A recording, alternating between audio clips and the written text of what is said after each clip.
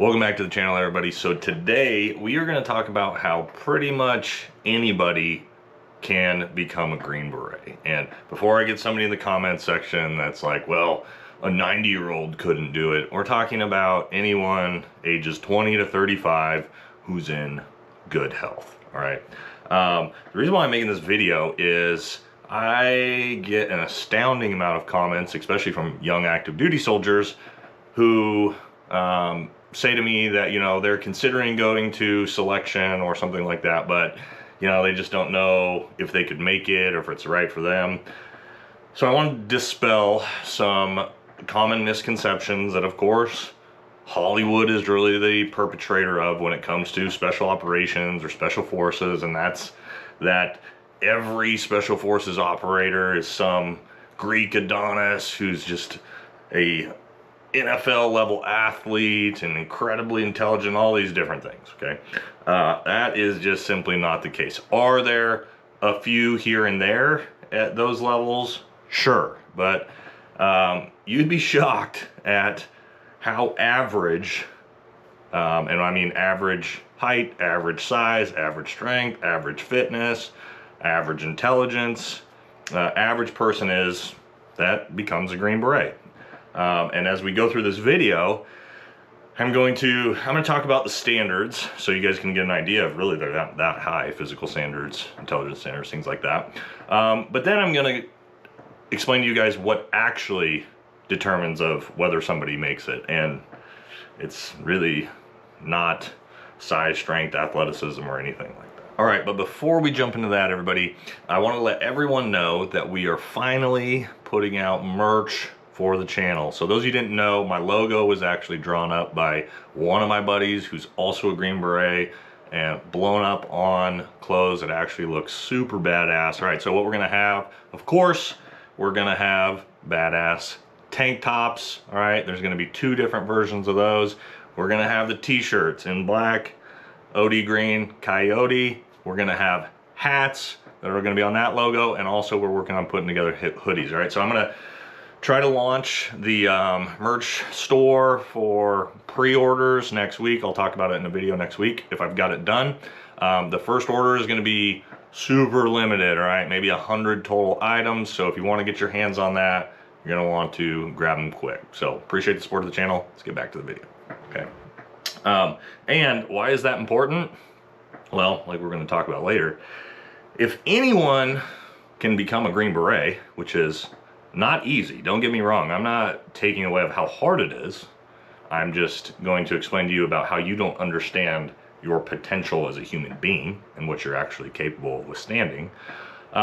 You can literally do anything, okay? This is probably, you know, let's say any special operations, it would be SEAL, Green Beret, Delta, all these things, probably the hardest thing to achieve in the world. That's my biased opinion about it. I haven't seen anybody name something harder, but you know, maybe NFL, NBA, that level is equal, but other than that. So if you can achieve this, you can achieve anything. All right, so let's first talk about what are the actual standards. Okay, well, of course, you're gonna do a lot of physical fitness tests.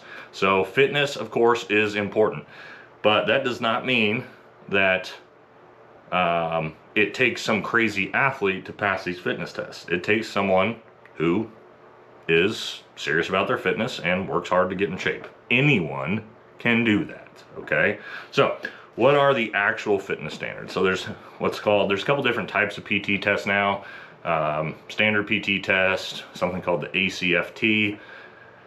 In the Q course, you're predominantly gonna you'll do things like the advanced physical fitness test, but for just grading standard throughout the course, you're gonna do just a standard Special Forces physical fitness test. It's a little bit modified. The standards are obviously much higher than in the conventional Army. However, they really aren't that high. So let's talk about them. So you're going to do a bunch of different events. Push-ups, sit-ups, 2-mile run, pull-ups, 5-mile run, 12-mile ruck. That's kind of the standard test that you'll do, okay? Push-ups, you've got to be able to do 57 push-ups in a 2-minute time window. For someone who works out a lot and is into fitness, that is not very much, okay? 57 is actually very easily achievable. Most guys that are really fit are doing like 80 to 100 in that 2-minute window. All right, so, excuse me, next, sit-ups. You got to be able to do 63 sit-ups in 2 minutes. This is another one, again, your average person that works out is going to be able to do this pretty easily, all right? 63 sit-ups. Guys who are crazy fit are doing upwards of 100 on this 2-minute test, okay? Almost double that. All right, your next, the 2-mile run, okay? 2-mile run is kind of a really sucky run to do. It's right in between like an anaerobic endurance event and an aerobic endurance event, okay? So it's not sprinting, it's not long distance running, it's this weird amalgamation in between.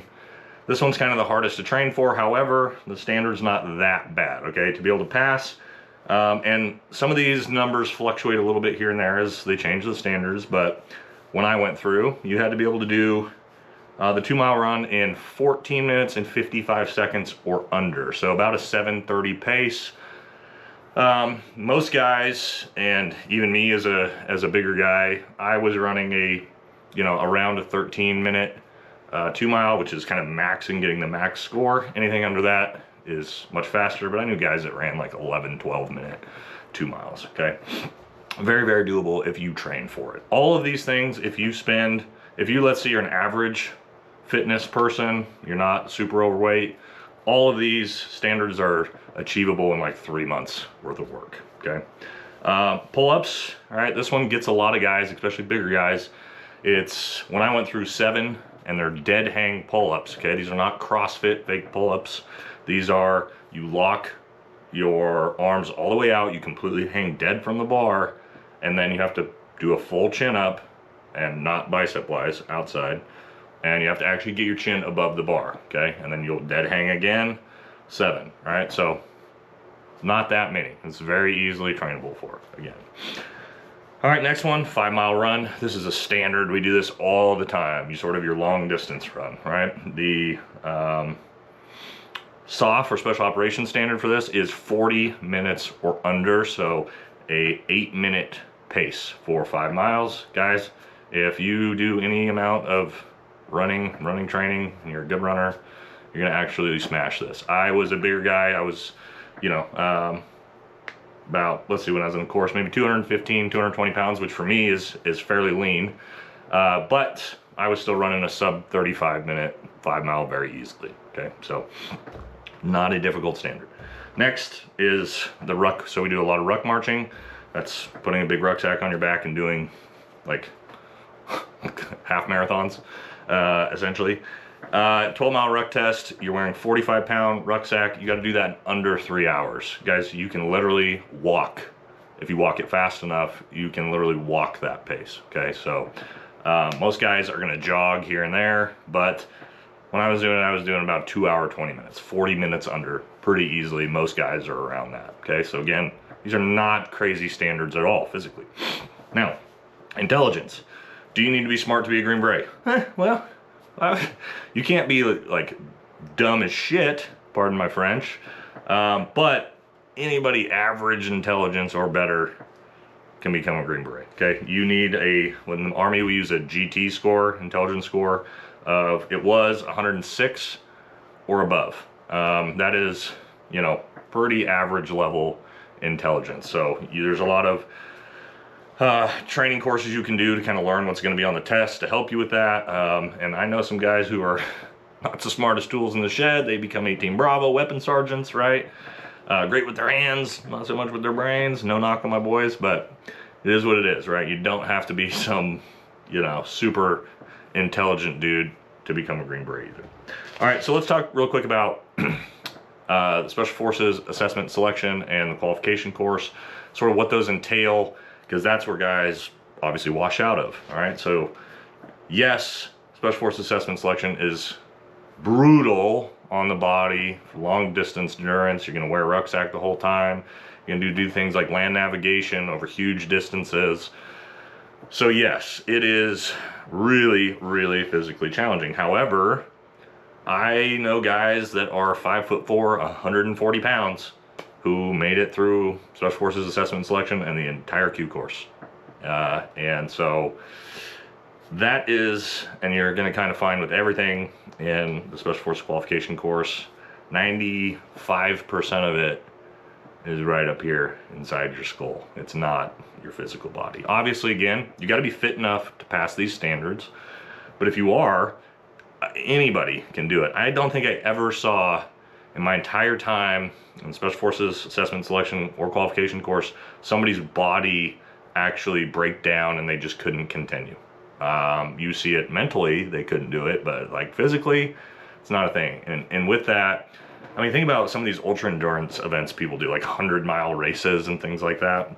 Those are way more than this type of stuff. So the human body can go so much further than your brain actually understands. So if you never pushed yourself that far, I know it might sound crazy, but once you have, you start to realize that, like, oh, I can literally just kind of go forever, right? So, now, what actually defines success? How does it most often determine if someone's going to get selected, make it through the qualification course, become a Green Beret? Is it peak levels of physical fitness? Well, I'll be honest, being Captain America, Steve Rogers, you know, genetically enhanced, all these different types of things, would that help?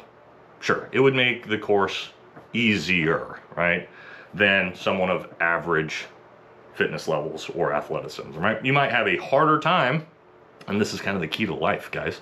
How you start your life. Maybe you grew up poor with no opportunities compared to somebody who had all of them, okay?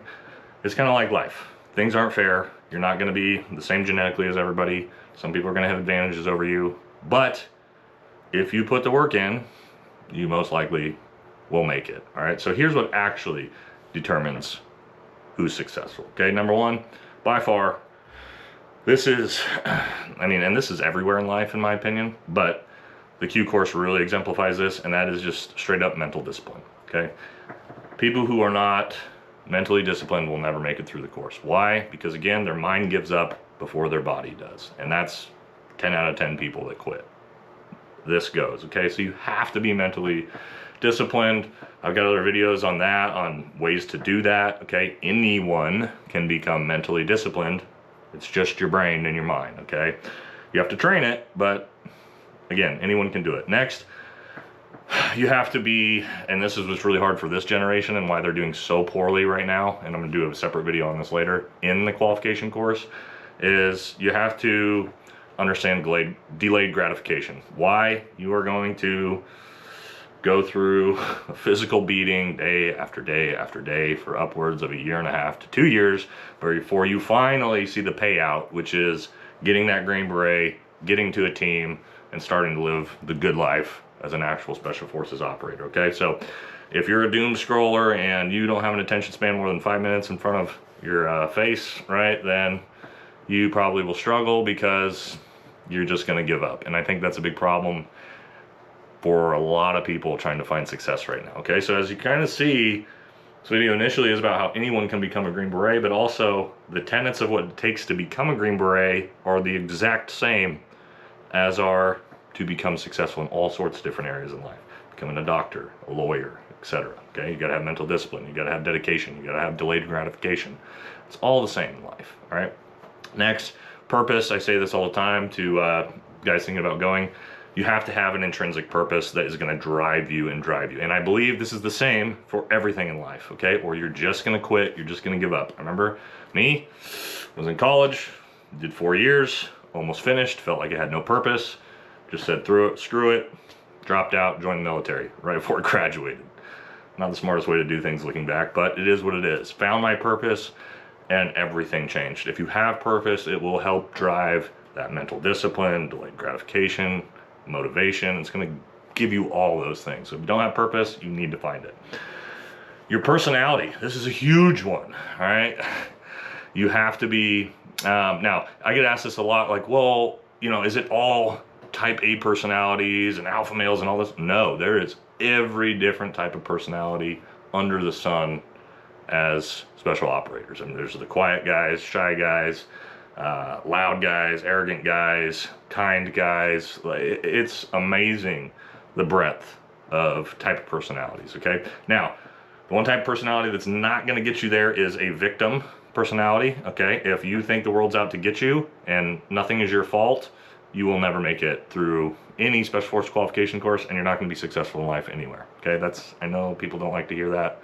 That's the truth. You are 100% responsible for everything, not that happens to you, but how you react to it. Okay, you have control over that. You don't have any control over external forces, but you do have control over how you react to it. You have to have control of that if you want to make it through something like to become a Green Beret. All right, the last one, and I think this is so important everywhere, in whether it's in college or if you work, for Amazon, Green Beret, Microsoft, lawyer, maybe not lawyer, I don't know. And that is the ability to work on a team and be a good teammate. They look deeply at you in Special Forces Assessment and Selection for this quality. Why? Well, we spend all our time on a Special Forces ODA or team. It's team life. Everything's team-based. If you cannot work with other people and play nice and be on a team, you are going to struggle everywhere in life, okay? Networking, building relationships, that is the most important thing to success, I believe, over everything. Like, who you know, who you blow, that old joke, it's the same in every community, everywhere in the world, okay? So if you have a grating personality, people don't like you, you can't work as a team, you will not become a Green Beret, and guess what? You will probably not be successful anywhere else in life, all right? All of these transfer. All right, so to sort of cap off the entire point of this video, and this is something, fortunately, when you go through something like the Special Forces qualification course or BUDS to become a SEAL or whatever, you learn more about yourself than you ever would with anything else, okay? You learn how far you can actually push your body. You learn how much mental fortitude you actually can develop inside your brain. All right, I don't believe there's many careers everywhere that are going to put you more in tune with who you are as a person than going through the level of adversity a course like this provides. So wherever you're at in life, even if it's, you're not going to go to special operations course or something like that, I would highly suggest you put yourself through challenging things and face adversity. If that's, hey, I've always wanted to run a marathon, like, go train for it, go try to do it. Go find out how far you can push your body, how far you can push your mind, okay? You don't want to be, and I tell people this, the best part about my 10+ year career in Army Special Forces and all the crazy cool things I did and living on teams and jumping out of airplanes at night under 18,000 feet under night vision and flying into targets on a helicopter and combat and all these things. When I'm on my deathbed at 80, I already know I'm not going to have any regrets looking back. I've lived an insanely full life, and it's because I challenged myself, all right? I'm not going to have to wonder, oh, I wish I would have just tried this, okay? And it doesn't have to be just try to become a Green Beret. It could be whatever you're thinking deep down, like, oh, I wish I would have just done this or just gave this a shot, all right? Just do it. Yeah, I know it sounds crazy of like, oh, well, I've got a family at work. Yeah, okay, well, you've got plenty of time in the day. Work on whatever that side business is that you've always wanted to start. Instead of watching Netflix for 2 hours every night, dedicate yourself to something like that. All right, guys, that is how people accomplish things like becoming Green Berets, is putting in that extra effort that nobody else in society actually wants to put in. And you can do it. Anyone can do it. As you notice, when I went over all the things determining success, none of them were physical fitness standards, none of them were strength, none of them were intelligence. They were all things up here in your brain. This is the most powerful part about you, and you need to work on it, harness it. All right, so again, anyone, I believe, in the right demographic we talked about, can become a Green Beret. What does that mean? You can also accomplish literally anything you truly put your mind to, guys. All right, that's it. Take care.